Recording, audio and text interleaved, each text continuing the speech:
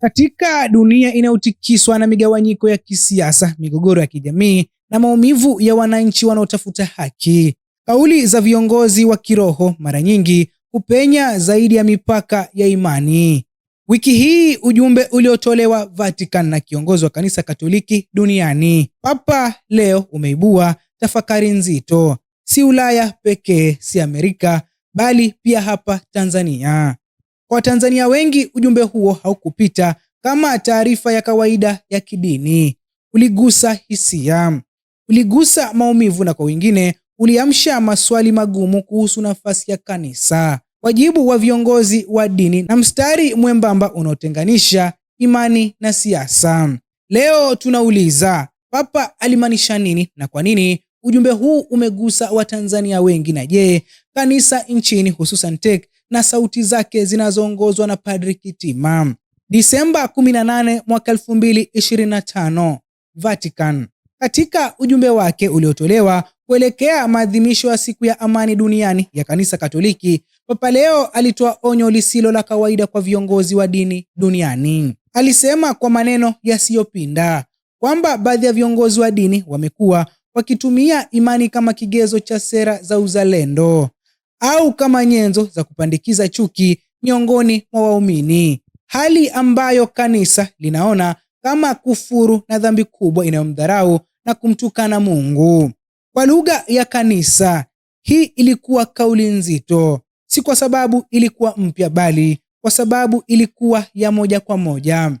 Papa hakutaja nchi, hakutaja dhehebu, hakutaja mtu, lakini alitaja tatizo. Ndani ya saa chache baada ya ujumbe huo kusambaa, mijadala ililipuka kwenye mitandao ya kijamii ya Tanzania. Baadhi waliuona kama ujumbe wa jumla wa maadili, kwa wengine waliusoma kama onyo, na wapo waliouona kama kioo kinachoakisi hali halisi ya Tanzania ya sasa.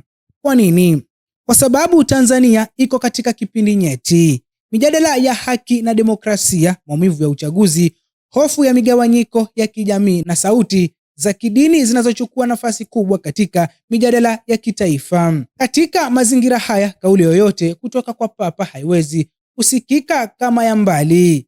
Kwa Tanzania wengi, ujumbe huu uliibua hisia tatu kuu: hofu, tumaini na sintofahamu. Hapa ndipo mjadala ulipochukua mwelekeo mpya. Kwa miaka ya karibuni, Baraza la Maaskofu Katoliki Tanzania, TEC, limekuwa mstari wa mbele kuzungumzia masuala ya haki, uchaguzi na utu wa wananchi. Na katika sauti hizo, Padri Kitima amekuwa miongoni mwa waliotajwa mara kwa mara. Kwa wafuasi wake ni sauti ya dhamiri ya taifa, ni mchungaji anayesimama upande wa wanyonge, ni mwendelezaji wa mafundisho ya kijamii ya kanisa.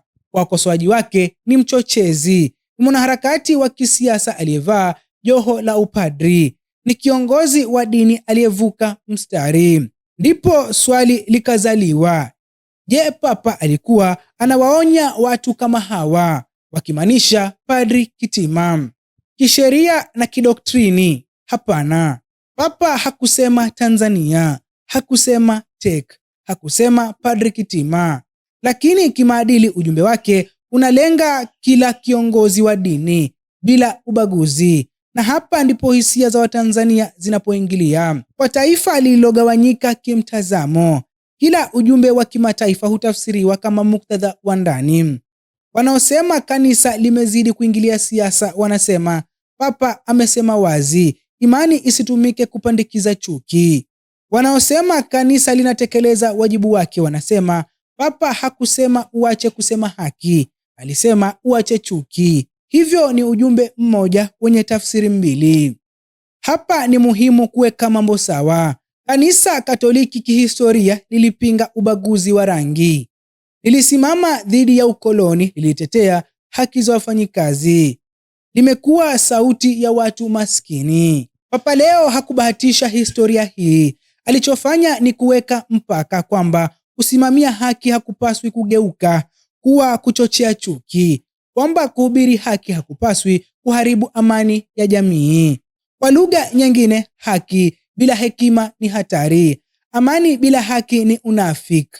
TEC inaweza kujitafakari, lakini kwa wengi wanajiuliza, Je, TEC na Padri Kitima wanapaswa kujitathmini? Ndani ya kanisa, tafakari si adhabu, ni wajibu.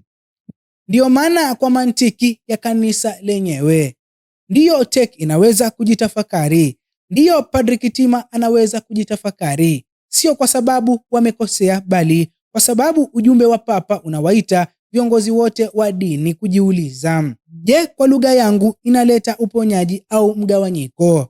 Je, waumini wanasikia tumaini au hasira? Je, ninazungumza kama mchungaji au kama mwanasiasa? Haya si maswali ya lawama, ni maswali ya dhamira. Kwa wananchi wa kawaida, mjadala huu una maana tofauti. Kwa mama sokoni, anataka amani, lakini pia anataka haki. Kwa kijana, kanisa lisituache peke yetu. Kwa mzee, tusirudi kwenye migawanyiko ya zamani.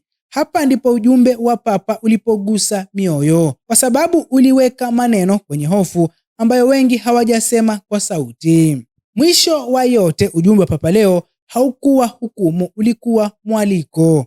Mwaliko wa busara, tafakari, uwajibikaji wa kimaadili. Kwa Tanzania, huu ni wakati wa kusikiliza, si kushambuliana.